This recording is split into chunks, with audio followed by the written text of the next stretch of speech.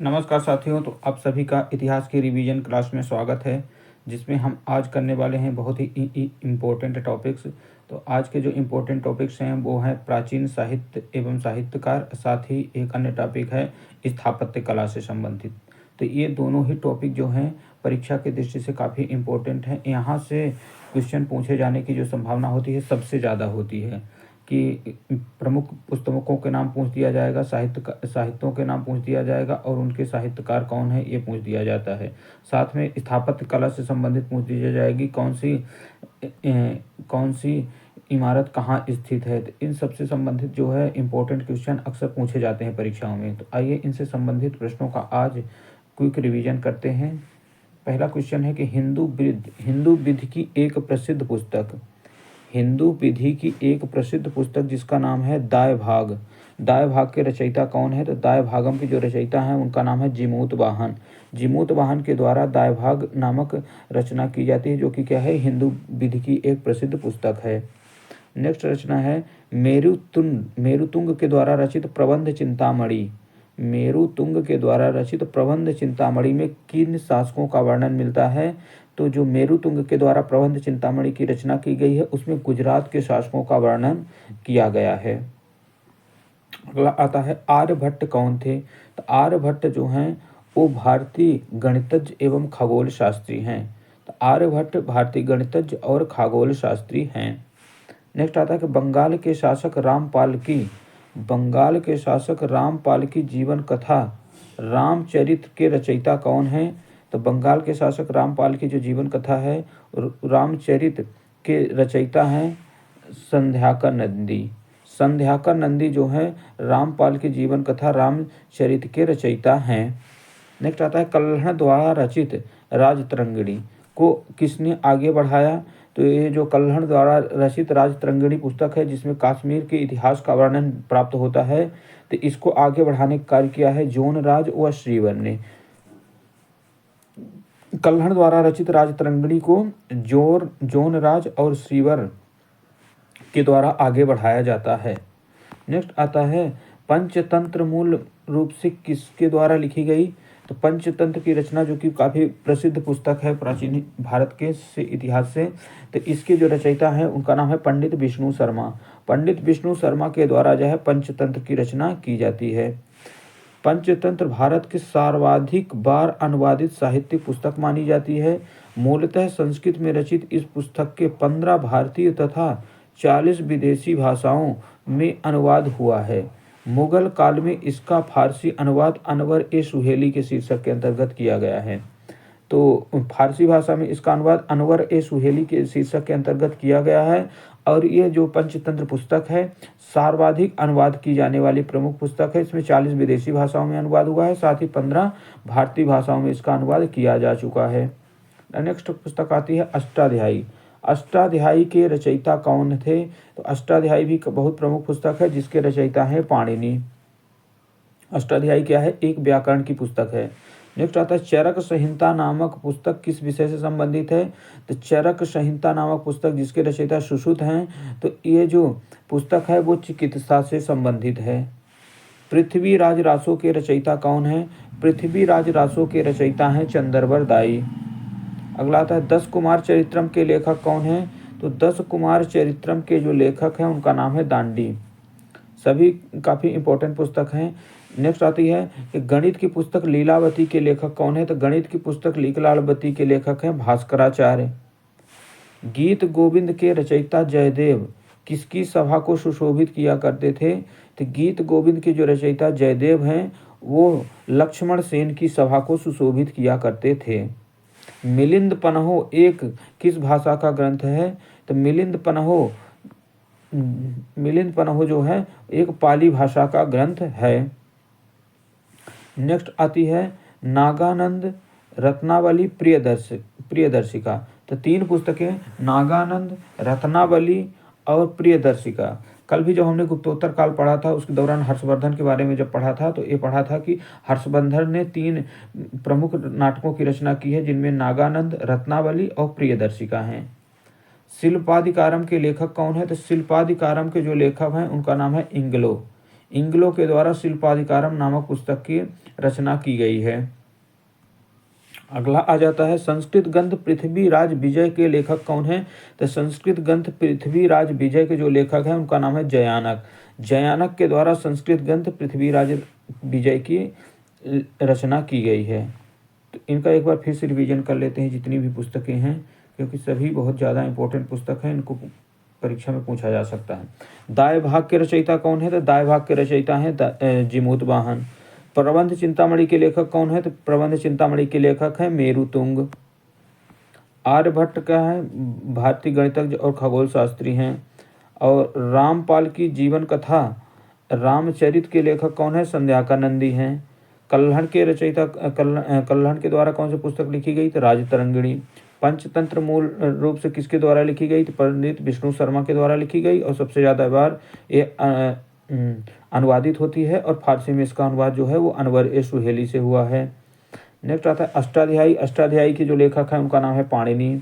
चरक संहिता के लेखक कौन है? तो चरक संहिता एक सुश्रुत के द्वारा लिखी जाती है और ये चिकित्सा से संबंधित पुस्तक है। पृथ्वीराज रास्तों के लेखक चंद्रवरदाई हैं। 10 कुमार चरित्रम के लेखक का नाम है दांडी। लीलावती पुस्तक के लेखक कौन है? भास्कराचार्य।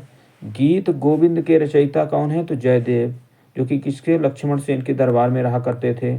मिलिंद पन्हो क्या है? मिलिंद पन्हो जो कि एक पाली भाषा में लिखा गया ग्रंथ है, जैन कालीन ग्रंथ है। नागानंद रत्नावली और प्रियदर्शिका नामक नाटकों की रचना हर्षवर्धन के द्वारा। शिल्पाधिकारम के लेखक कौन है? तो शिल्पाधिकारम के लेखक हैं इंगलो। पृथ्वीराज विजय के लेखक कौन है? तो संस्कृत ग्रंथ पृथ्वीराज विजय के लेखक हैं जयानक। नेक्स्ट आ जाते हैं सौंदरानंद किसकी रचना है? तो सौंदरानंद जो है ये जैन धर्म से संबंधित पुस्तक है जिसके लेखक हैं बौद्ध धर्म से संबंधित पुस्तक है जिसके रचयिता हैं अश्वघोष। अश्वघोष के द्वारा सौंदरानंद पुस्तक की रचना की जाती है। मनुस्मृति मुख्यतः किससे संबंधित है? तो मनुस्मृति मुख्यतः समाज व्यवस्था से संबंधित पुस्तक है और इसमें क्या है कि कानून निर्माण से संबंधित भी प्रावधान किए गए हैं। भारत का प्रथम विधि निर्माता किसे माना जाता है? तो भारत के प्रथम विधि निर्माता हैं वो मनु को कहा जाता है। अगला आता है मिलिंद पन्हो नामक रचना। मिलिंद पन्हो नामक रचना राजा मिलिंद जो कि मिनांडर एक शक शासक था तथा किस बौद्ध भिक्षु के मध्य संवाद होता है। तो ये जो मिलिंद पन्हो नामक एक रचना है इसमें शक शासक मिनांडर जिसको मिलिंद भी कहा जाता है और बौद्ध भिक्षुक नागसेन इनके मध्य क्या है एक संवाद होता है और उस संवाद का जो वर्णन किया गया है वो किसमें? मिलिंद पन्हो नामक रचना में किया जाता है। कश्मीर में हिंदू राज्य का इतिहास। कश्मीर में हिंदू राज्य का इतिहास किस ग्रंथ से पता चलता है? तो कल्हड़ की राजतरंगिणी नामक पुस्तक से कश्मीर के हिंदू राज्य का इतिहास पता चलता है। नेक्स्ट वेरी इंपॉर्टेंट पुस्तक यह और है गाथा सप्तशती। गाथा सप्तशती नामक मुक्तक काव्य की रचना किसके द्वारा की गई? तो गाथा सप्तशती नामक मुक्तक काव्य की जो रचना की जाती है वो हॉल के द्वारा की जाती है। बीज गणित के क्षेत्र में अपने योगदान के लिए कौन जाने जाते हैं? तो भास्कराचार्य। भास्कराचार्य जो है बीज गणित के क्षेत्र में अपने योगदान के लिए जाने जाते हैं। तो नेक्स्ट अभी और रचनाएं हैं, पहले इन रचनाओं को एक बार फिर से रिवाइज करते हैं कि जो सौंदरानंद है वो किसकी रचना है? तो सौंदरानंद जो है वो अश्वघोष की रचना है। मनुस्मृति किसकी है? तो मनुस्मृति मनु के द्वारा लिखी जाती है और यह किससे समाज व्यवस्था से संबंधित है। मनु को क्या है प्रथम विधि निर्माता कहा जाता है। मिलिंद पन्हो क्या है? ये इसमें राजा मिलिंद मिनांडर और नागसेन के मध्य बौद्ध भिक्षु नागसेन के मध्य संवाद का वर्णन मिलता है। कश्मीर के हिंदू इतिहास का वर्णन किससे मिलता है? तो है कल्हड़ की राजतरंगिणी जिससे कश्मीर के हिंदू राज्य का इतिहास का वर्णन प्राप्त होता है। गाथा सप्तशती जो एक मुक्तक काव्य है जिसकी रचना हॉल के द्वारा की गई। बीज गणित के क्षेत्र में अपने योगदान के लिए जाने जाते हैं तो भास्कराचार्य जिनकी रचना का नाम है लीलावती।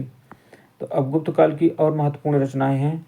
कालिदास जो कि बहुत महत्वपूर्ण कवि हैं जो कि क्या है चंद्रगुप्त विक्रमादित्य के दरबार में रहा करते थे और उनके नवरत्नों में एक थे। तो इनकी जो रचना है प्रमुख नाटक है इनके मालविकाग्नि मित्रम और अभिज्ञान शकुंतलम। तो दो इनके प्रमुख नाटक हैं मालविकाग्निमित्रम और अभिज्ञान शकुंतलम। इसके अलावा इनका मेघदूत, ऋतु संहारक, कुमार संभवम, रघुवंशम और विक्रमोर्वशीयम इनकी प्रमुख महत्वपूर्ण रचनाएं हैं। तो कालिदास की रचनाएं काफ़ी इंपॉर्टेंट हैं। तो पहली रचना इनके 2 नाटक हैं, मालविकाग्निमित्रम और अभिज्ञान शकुंतलम। दूसरा है इनकी है मेघदूत, ऋतु संहारम, कुमार संभवम, रघुवंशम और विक्रमोर्वशीयम। नेक्स्ट आ जाती है विशाख दत्त। विशाख दत्त के 2 प्रमुख रचनाएं हैं। तो विशाख दत्त के द्वारा एक प्रमुख पुस्तक लिखी जाती है मुद्रा राक्षस, और एक है देवी चंद्रगुप्तम, जिसमें चंद्रगुप्त फर्स्ट के भाई रामगुप्त का भी वर्णन मिलता है। तो वो कौन सी पुस्तक है? देवी चंद्रगुप्तम। विशाख दत्त की जो मुद्रा राक्षस पुस्तक है, इसी में ही चंद्रगुप्त मौर्य का भी वर्णन प्राप्त होता है। तो विशाख दत्त की 2 प्रमुख रचनाएं हो जाती हैं। नेक्स्ट आता है दांडीन। दांडीन से 10 कुमार चरित्रम और काव्य दर्शन नामक रचना है। दांडीन की 2 प्रमुख रचनाएं 10 कुमार चरित्रम और काव्य दर्शन। सिद्धसेन। सिद्धसेन की पुस्तक है न्यायावतार। सिद्धसेन की जो प्रमुख पुस्तक है उसका नाम है न्यायावतार। भास। भास के द्वारा 2 प्रमुख पुस्तक लिखी गई, स्वप्न वासव दत्ता व चारु दत्तम। स्वप्न वासव दत्तम और चारु दत्तम जो पुस्तक है वो किसकी है? भास के द्वारा लिखी गई। विष्णु शर्मा की पुस्तक है पंचतंत्र, जिसको अभी पढ़ चुके हैं हम। चरक की पुस्तक है चरक संहिता। आर्यभट्ट की पुस्तक है ब्रह्मा सिद्धांत। हमने पिछले पॉइंट में बता दिया था कि चरक संहिता के जो लेखक हैं वो सुश्रुत हैं, तो गलत था। चरक संहिता के जो लेखक हैं उनका नाम ही चरक है, तो इसको आप सुधार कर लीजिएगा। नेक्स्ट आता है कि आर्यभट्ट। आर्यभट्ट के द्वारा लिखी गई रचना है वो है ब्रह्म सिद्धांत। ब्रह्म सिद्धांत के रचयिता कौन है? आर्यभट्ट। बुद्ध घोष के द्वारा विशुद्ध मग।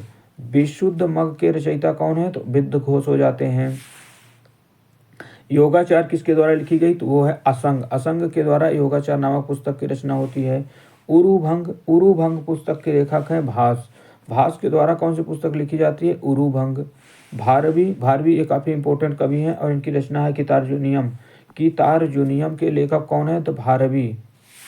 अमर सिंह। अमर सिंह की रचना है अमरकोश। ये भी चंद्रगुप्त विक्रमादित्य के नवरत्नों में से एक थे। वत्स भट्टी। वत्स भट्टी की रचना है रावण वध। वत्स भट्टी के द्वारा कौन सी रचना की जाती है? तो वो है रावण वध। नेक्स्ट आता है चंद्र गोमिन। चंद्र गोमिन जो कि क्या है? चंद्र व्याकरण से इनकी प्रमुख रचना है। चंद्र गोमिन की प्रमुख रचना का नाम चंद्र व्याकरण है। बराहमिहिर। बराहमिहिर की 2 प्रमुख रचनाएं बृहद संहिता और पंच सिद्धांतिका है। आर्यभट्ट की पुस्तक का नाम क्या है? आर्यभट्टियम। आर्यभट्ट की पुस्तक का नाम आर्यभट्टियम। और शूद्रक जो कि इंपॉर्टेंट पुस्तक है, शूद्रक की पुस्तक का नाम है मृच्छकटिकम। मृच्छकटिकम किसकी रचना है? तो यह है शूद्रक की। एक बार फिर से इन सभी को रिवाइज करते हैं। सभी साहित्यों को काफ़ी इंपॉर्टेंट रचनाएं हैं। कालिदास की प्रमुख रचनाएं कौन सी हैं? मालविकाग्निमित्रम, अभिज्ञान शकुंतलम इनके 2 प्रमुख नाटक हैं। इसके अलावा मेघदूत, ऋतु संहार, कुमार संभवम, रघुवंशम और विक्रमोर्वशीयम इनकी रचनाएं हैं। विशाख दत्त की प्रमुख रचनाएं क्या है? विशाख दत्त के द्वारा 2 प्रमुख रचनाएं हैं। एक तो मुद्रा राक्षस है और दूसरा है देवी चंद्रगुप्तम। विशाख दत्त की 2 प्रमुख रचनाएं, एक देवी चंद्रगुप्तम, दूसरा मुद्रा राक्षस। दांडीन। दांडीन की सबसे प्रमुख रचना है 10 कुमार चरित्रम। इसके अलावा है काव्य दर्शन। सिद्धसेन। सिद्धसेन की जो पुस्तक है वो है न्यायावतार। भास की रचना है स्वप्न वासव दत्ता और चारु दत्तम। स्वप्न वासव दत्तम और चारु दत्तम किसकी रचना है? भास की। विष्णु शर्मा की रचना है पंचतंत्र। चरक की रचना है चरक संहिता। आर्यभट्ट की रचना है ब्रह्म सिद्धांत। और बुद्ध घोष की जो प्रमुख रचना है वो है विशुद्ध मग। नेक्स्ट आते हैं असंग। असंग की प्रमुख रचना है वो है योगाचार। भास की जो प्रमुख रचना है वो है उरुभंग। भारवी की रचना का नाम क्या है? कितार्जुनियम। अमर सिंह की प्रमुख रचना क्या है? अमरकोश। वत्स भट्टी। वत्स भट्टी जो रचना है वो है रावण वध। चंद्र गोमिन। चंद्र गोमिन है चंद्र की रचना चंद्र व्याकरण। बराहमिहिर। बराहमिहिर जो है के द्वारा रचना की गई बृहद संहिता और पंच सिद्धांतिका। आर्यभट्ट की रचना का नाम है आर्यभट्टियम। और शूद्रक की जो रचना है उसका नाम है मृच्छकटिकम। तो सभी पुस्तकें जो है काफ़ी इंपॉर्टेंट हैं। तो ये साहित्य से संबंधित चैप्टर खत्म हो जाता है। अब आ जाता है स्थापत्य कला से संबंधित। तो प्रमुख स्थापत्य कला कौन कहाँ स्थित है, इससे संबंधित इंपॉर्टेंट क्वेश्चनों को देख लेते हैं। खजुराहो के मतंगेश्वर मंदिर किस देवता को समर्पित हैं? तो खजुराहो में जो चंदेल शासकों के द्वारा निर्मित मंदिर हैं, तो उनमें जो मतंगेश्वर मंदिर है वो भगवान शिव को समर्पित हैं। सबसे अधिक बौद्ध गुफाएं कहाँ स्थित हैं? तो सबसे अधिक बौद्ध गुफाएं जो स्थित हैं वो कन्हेरी महाराष्ट्र में स्थित हैं। पालीताना मंदिर किस नगर में अब स्थित है? तो पालीताना मंदिर जो स्थित है वो भावनगर गुजरात में अब स्थित है। नेक्स्ट आता है त्रिमूर्ति के नाम से कौन सी गुफा विख्यात है? तो त्रिमूर्ति के नाम से विख्यात गुफा का नाम है एलिफेंटा, जो कि कहाँ है? महाराष्ट्र में स्थित है। खजुराहो के मंदिर हिंदू व जैन धर्म से संबंधित है। इनका निर्माण जो है वो चंदेल शासकों द्वारा 950 से 1050 तक 950 से 1050 ईस्वी के मध्य करवाया गया था। नेक्स्ट आता है एलोरा के प्रसिद्ध मंदिर जो हैं वो शैलकृत मंदिर। गुफाएं किस धर्म से संबंधित हैं? तो एलोरा के प्रसिद्ध मंदिर हिंदू बौद्ध जैन धर्म से संबंधित हैं। पशुपतिनाथ मंदिर किस देश में स्थित है? तो पशुपतिनाथ का जो मंदिर है वो नेपाल काठमांडू में स्थित है। बौद्ध गुफा मंदिरों में सबसे प्रसिद्ध कौन है? तो बौद्ध गुफा मंदिरों में सबसे प्रमुख है अजंता महाराष्ट्र के। एलोरा गुफाएं महाराष्ट्र के निर्माण किन शासकों के द्वारा करवाया गया? तो एलोरा जो महाराष्ट्र की गुफाएं हैं इनका निर्माण किया गया राष्ट्रकूटों के द्वारा। प्रसिद्ध नैमिषारण्य तीर्थ किस जनपद में स्थित है? तो प्रसिद्ध जो नैमिषारण्य तीर्थ है वो सीतापुर उत्तर प्रदेश में अब स्थित है।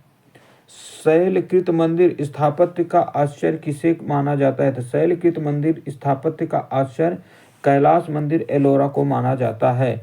एलिफेंटा के शैलकृत मंदिरों को स्थापित करने का श्रेय राष्ट्रकूट शासकों को दिया जाता है और यहाँ की गुफाएं शैव धर्म से संबंधित हैं। एलोरा के प्रसिद्ध मंदिर शिव मंदिर का निर्माण किस राष्ट्रकूट शासक ने करवाया था? तो एलोरा के प्रसिद्ध शिव मंदिर का निर्माण कृष्ण प्रथम जो कि एक राष्ट्रकूट शासक के द्वारा करवाया जाता है। ओंकारवाट का विष्णु मंदिर कहाँ पर स्थित है? तो ओंकारवाट का विष्णु मंदिर जो है वो कंबोडिया देश में अब स्थित है। किस धर्म को राष्ट्रकूटों का संरक्षण प्राप्त था? तो राष्ट्रकूटों ने संरक्षण प्रदान किया था जैन धर्म को। कोणार्क का सूर्य मंदिर निर्माण किस शासक ने करवाया था? तो कोणार्क में स्थित जो सूर्य मंदिर है उसका निर्माण नरसिंहदेव वर्मन के द्वारा करवाया जाता है। नेक्स्ट आता है ब्लैक पैगोडा। काला पैगोडा नाम से किसे जाना जाता है? तो उड़ीसा के कोणार्क में स्थित जो सूर्य मंदिर है उसे ब्लैक पैगोडा काला पैगोडा के नाम से जाना जाता है। मोढेरा का सूर्य मंदिर किस राज्य में स्थित है? तो मोढेरा का जो सूर्य मंदिर है वो गुजरात राज्य में अब स्थित है। जगन्नाथ मंदिर किस राज्य में स्थित है? तो जगन्नाथ मंदिर जो है वो उड़ीसा राज्य में अब स्थित है।